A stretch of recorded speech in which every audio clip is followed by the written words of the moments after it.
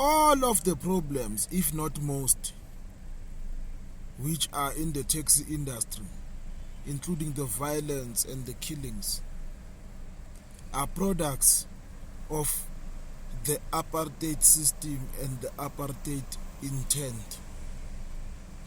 If we go back in history and look at how the taxi industry was formed in the 80s, and also look at what the apartheid government did when it was about to lose power. The apartheid government realized that the taxi industry was going to be one of the biggest industries. And what they did was that before they went out of government, they introduced laws that caused the rivalries that we see today. They introduced laws that made taxi operators fight amongst each other. And they introduced laws that made turf wars something that is identifiable with the taxi industry, even till this day.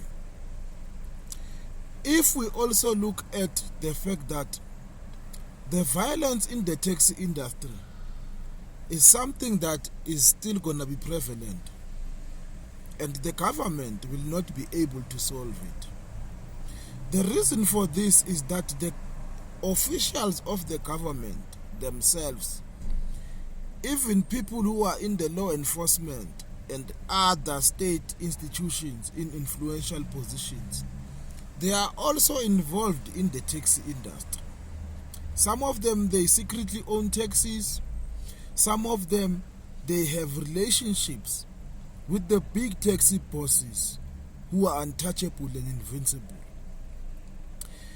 Most of our government officials, our state leaders, the police and even intelligence, they know who are the people that are killing the people in the taxi industry. But they do not have the political will, and they themselves are stained, and they are complicit, and they are implicated in all of these actions, because even they themselves are beneficiaries. Taxi violence is something that will never end. Just like at the current state, even poverty will never end. Transformation is all but a dream.